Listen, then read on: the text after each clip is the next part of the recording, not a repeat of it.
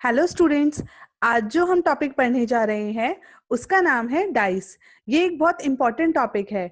इसका एक question competitive exams में लाइक सीजीएल सीएचएल उसमें जरूर आता है। Now let's study dice.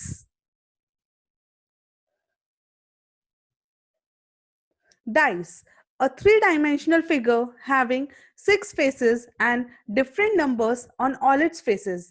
Dice एक ऐसी फिगर को बोलते हैं जो 3D फिगर होती है, उसमें सिक्स फेसेस होते हैं और हर फेस पर डिफरेंट नंबर्स कंटेन होते हैं। डाइस आप एक क्यूब की तरह भी उसे बोल सकते हैं। जैसा कि आपको फिगर में दिख रहा है, यहाँ पे फेसेस हैं, ये वर्टेक्स कहलाता है, ये एजेस हैं। The numbers are usually a single digit from 1 to 6।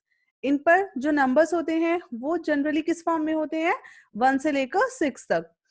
जो दो साइड्स को कंटेन करता है, जो जोड़ता है या थ्री साइड्स को ज्वाइन करता है, उसे हम वर्टेक्स बोलते हैं। ये साइड्स इसकी एजेस कहलाती हैं और जिस तरफ से आप देख रहे हैं वो उसका उसका फेस कहलाता है। इसकी कुछ बेसिक प्रॉपर्टीज होती हैं। It has 6 square faces of equal size. इस पे 6 फेसेस होते हैं और सारे इक्वल साइज के होते हैं। It has also 8 vertices and 12 edges. इसमें 8 वर्टेक्स, जिन्हें आप कॉर्नर भी बोल सकते हैं, वो होते हैं और 12 एजेस होती हैं। All the edges have the same length and every corner has an angle of 90 degree. हर एजेस की सब सेम लेंथ होती है और हर कॉर्नर किस पे 90 डिग्री पे कट करता है। Now, there are two types of dices, standard dice and general dice. दो टाइप के डाइस होते हैं, एक स्टैंडर्ड और एक general. First one, standard dice. If the number on opposite faces of the dice sum up to 7, it is a standard dice. Or the sum of any two adjacent faces is not equal to 7. अगर किसी dice में दो जो faces हैं, opposite faces, उनका सम अगर 7 आ जाए, या आप कह सकते हैं दो एडजेसेंट साइड्स, यानी एक जैसी सी आसपास वाली मिलने वाली, जो दो ऐसे एडजेसेंट फेसेस होते हैं, उनका अगर सम 7 ना हो तो वो हमारा डाइस कैसा कहलाता है, स्टैंडर्ड डाइस। जैसा हम देख सकते हैं, ये वाला डाइस आपको दिया हुआ है, इसमें 4, 2, 6, इनमें से तीनों में से जब हम कोई भी दो साइड्स लेते हैं तो उनका सम हमारे पास 7 नहीं आता, तो ये हमारा स्टैंडर्ड डाइस हुआ। और अगर स्टैंडर्ड डाइस है तो इनके अपोजिट फेसेस का सम 7 होना चाहिए। इसलिए हम कह सकते हैं यहाँ पे 4 के रिवर्स में क्या होगा, 3, 2 के अपोजिट क्या होगा, 5, 6 के अपोजिट हमारा क्या होगा, 1। Because 4 + 3 makes 7, 2 + 5 makes 7 and 6 + 1 makes 7. Now, general dice. If the sum of any two adjacent side sum up to 7, it is known as general dice. अगर हम किसी डाइस में दो एडजेसेंट साइड्स को ले लेते हैं और उनका जब हम सम करते हैं वो हमारे पास 7 आता है, तो वो हमारा डाइस कैसा कहलाएगा, जनरल डाइस। या हम कह सकते हैं इनमें अपोजिट फेसेस का सम 7 नहीं होता। Let us consider. देखिए यहाँ पे जब हम इस डाइस को कंसीडर करते हैं, फर्स्ट डाइस को, देन 5 + 2 makes 7, सेकेंड डाइस में 6 + 1 makes 7। तो इसलिए हम कह सकते हैं क्योंकि एडजेसेंट फेसेस का सम 7 हो गया, इसलिए कैसे हैं, जनरल डाइस। नाउ जब हम इन डाइसेस के क्वेश्चन को सॉल्व करते हैं, उसके लिए हमें कुछ सर्टेन बेसिक रूल्स फॉलो करने होते हैं। Now let's see. If in two dices, one of the two common faces is in the same position, then the remaining faces will be opposite to each other. अगर दो dices में दो common faces same position में होते हैं तो जो remaining face होगा वो उनके अपोजिट होगा। जैसे अगर हम इस एग्जांपल में देखें, यहाँ पर 1 और 3 और 1, 3, 5 और सेकेंड वाले डाइस में भी 1, 3, 6, ये दोनों क्या है, यहाँ पे 1 और 3 कॉमन है, तो इसका मतलब क्या हुआ, 5 किसके अपोजिट हो गया, 6। In both diagrams two faces numbered 1 and 3 are common and 5 and 6 are remaining faces। यहाँ पे हम देख रहे हैं 1 और 3, 1 और 3 ये दोनों कॉमन हो गए, तो इसका मतलब क्या हुआ, 5 किसके अपोजिट हो गया, 6। Hence face 5 which is number 5 is opposite to the face number 6। इसका मतलब 5 किसके अपोजिट हुआ, 6 के। मतलब इन शॉर्ट अगर हम कहें, जब हमें दो डाइसेस गिवन होते हैं तो उसके अंदर अगर हमारे पास दो फेसेस के जो नंबर है वो सेम होंगे, तो जो अदर वाला हमारा फेस है वो दूसरे डाइस के अदर वाले फेस के इक्वल होगा या अपोजिट होगा, आप उसे कह सकते हैं। Now, second rule, if in two dices, one of the number is common in both the dices, then the remaining surfaces of the dice will have opposite element in them. We will start writing them in clockwise direction.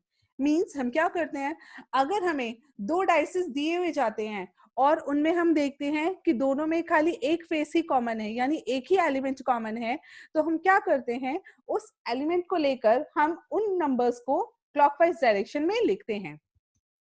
Late us see an example. Here 4 5 3 4 2 1. यहाँ पे हम देख रहे हैं कि 4 दोनों में common है.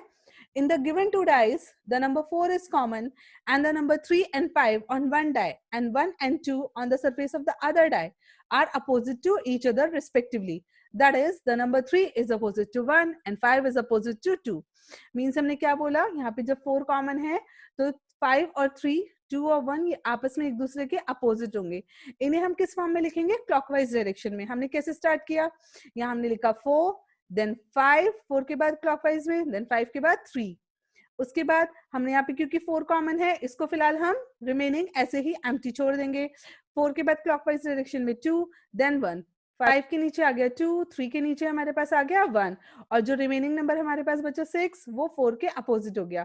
तो इसे हम कह सकते हैं कि सबसे पहले हम फर्स्ट डाइस के नंबर लिखते हैं क्लॉकवाइज डायरेक्शन में, फिर उस कॉमन नंबर को कॉमन रख के उसके बाद हम बाकी नंबर्स को क्लॉकवाइज डायरेक्शन में दोबारा लिखते हैं. इससे हमें अपोजिट प्लेसेस बहुत इजीली मिल जाते हैं. एक और एग्जांपल देख लेते हैं. इस एग्जांपल में हम देख रहे हैं यहाँ पे 2, यहाँ पे 1, यहाँ पे 4, यहाँ पे 2, यहाँ पे 3, यहाँ पे 6. इसमें भी 2 कॉमन है, तो हमने क्या किया, 2 की हमने पोजीशन फिक्स कर दी. देन 2 के बाद क्लॉकवाइज डायरेक्शन में 1, देन 1 के बाद क्लॉकवाइज डायरेक्शन में 4. ऐसे ही सेकेंड वाले डाइस में हमने 2 की पोजीशन फिक्स कर दी. 2 के बाद क्लॉकवाइज डायरेक्शन में 3, देन 3 के बाद क्लॉकवाइज डायरेक्शन में 6, यानी 1 के अपोजिट 3 एंड 4 के अपोजिट 6, और रिमेनिंग नंबर 5 हमारे पास 2 के अपोजिट आ गया. In the given two dice, the number 2 is common and the numbers 1 and 4 on one dice and 3 and 6 on the surface of the other die are opposite to each other. That is, the number 1 is opposite to 3 and 4 is opposite to 6. हम directly भी देख सकते हैं कि 2 के बाद 1 है, यहाँ पे 2 के बाद 3 है क्लॉकवाइज में, तो 1 3 के अपोजिट हो गया. 3 के बाद यहाँ 6 है और यहाँ 1 के बाद 4 है, तो 4 6 के अपोजिट हो गया. नाउ एक और केस आता है, इसमें हमारे पास ओपन डाइस. जब हम किसी डाइस को ओपन कर देते हैं, खोल देते हैं, तो ये किस फॉर्म में हमारे पास आता है, in an open dice all the 6 faces of the dice are shown. एक ओपन डाइस में हमारे पास सारे जो 6 फेसेस हैं वो सब हमें दिखाई देते हैं. The dices show the opposite position of rows and columns. Dice हमें क्या शो करता है, rows और columns की opposite position. A dice is formed by folding a sheet of paper. Dice को हम कैसे बना सकते हैं, एक पेपर को अगर हम फोल्ड कर दें तो उस फॉर्म में वो बन जाता है. जब हम उसे खोल देंगे तो वो ओपन डाइस की फॉर्म में आ जाएगा. और ओपन डाइस हमारा किस फॉर्म में हो सकता है, it can be in the form this one, 1 3 5 6 2 4. Here 1 is opposite to 5, 3 is opposite to 6 and 2 is opposite to 4. कुछ और केसेस भी हमारे पास ओपन डाइस के आते हैं, हम यहाँ देख लेते हैं. 1 lies opposite of 6, यहाँ पे 1 6 के अपोजिट है. 2 lies opposite of 4 and 3 lies opposite of 5. In the second case, 1 is opposite to 3, 2 is opposite to 5 and 4 is opposite to 6. Third case, 1 is opposite to 4, 3 is opposite to 6 and 2 is opposite to 5. Now fourth case, 1 is opposite to 5, 3 is opposite to 6 and 2 is opposite to 4. Now the next one is opposite to 4, 3 is opposite to 5 and 2 is opposite of 6. हम कह सकते हैं कि जो हमारे opposite numbers होते हैं वो एक ब्लॉक छोड़ के हमारे पास आते हैं. यहाँ हम देख सकते हैं 2 3 के छोड़ के 4, 2 के अपोजिट 4 हो गया. 3 है, 4 को छोड़ के 3 के अपोजिट फिर यहाँ पे 5 आ गया. इस तरीके से हर ओपन डाइस में हमारे पास नंबर हम देख सकते हैं. Now let us take an example. Which number in the below figures will be opposite to the number 6? इसमें 6 के अपोजिट कौन सा नंबर होगा ये आपसे पूछा गया है. हम यहाँ फिगर देख सकते हैं 6 2 3 6 4 2 5 4 6 1 2 4 और हमें ऑप्शंस भी दिए गए हैं 1 2 3 4. हम इससे क्या करते हैं, सबसे पहले अपनी एक टेबल बना लेते हैं. हमने यहाँ पे देखा 6 है, 6 2 एंड 3, 6 2 3, इसको हमने एक एंटी क्लॉकवाइज डायरेक्शन में लिख लिया, 6 2 एंड 3। यहाँ पे हमारे पास दोनों में 6 कॉमन था, 6 के बाद 4 आया, तो यानी यहाँ पे हमने इसको लिख लिया 2 के 6 और 2 हमारे पास यहाँ कॉमन था, यहाँ भी हमारे पास 6 और 2 कॉमन था, यानी 3 और 4 आपस में अपोजिट हो गए। ऐसे ही यहाँ पे 6 और 4 हमारे पास कॉमन है, यहाँ पे भी 6 और 4 कॉमन है, तो 2 और 5 हमारे पास अपोजिट हो गए। सेम एज यहाँ पे 4 और 2 अपोजिट है, 4 और 2 अपोजिट है, तो यहाँ पे 6 और 1 हमारे पास अपोजिट हो गए, यानी 6 के अपोजिट हमारे पास क्या आ गया 1, इसलिए हम क्या कह सकते हैं, हमारे पास करेक्ट ऑप्शन क्या है यहाँ पे 1।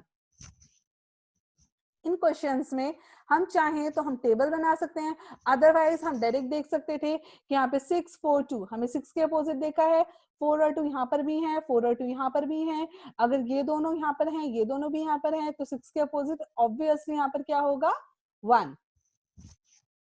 Now second example, you are given 3 positions of dice, then which face is opposite to the face with alphabet B? आपको 3 positions दी गई हैं डाइस की और आपसे पूछा गया है कि B के अपोजिट फेस में हमारे पास क्या होगा। ऐसा हम यहाँ देख सकते हैं, हमारे पास A और F D, C E F, A D B, यहाँ A और D कॉमन है, यहाँ पर भी A और D हमारे पास कॉमन है, तो हम यहाँ से यही डायरेक्टली बता सकते हैं कि B के अपोजिट हमारे पास यहाँ पे क्या आएगा F। अदरवाइज हम चाहें तो हम अपनी टेबल बना सकते हैं, हमने टेबल बनाई F D A, F D A, उसके बाद यहाँ पे F हमारे पास कॉमन हो गया, तो F के बाद C, देन D के अपोजिट हमारे पास C आ गया, C के बाद E, तो हमारे पास A के अपोजिट E आ गया, और रिमेनिंग जो हमारे पास बचा वो F के अपोजिट हो गया, दैट इज B, इसलिए हमारा इसका आंसर क्या हुआ B, that means F। Thank you guys, hope you understand.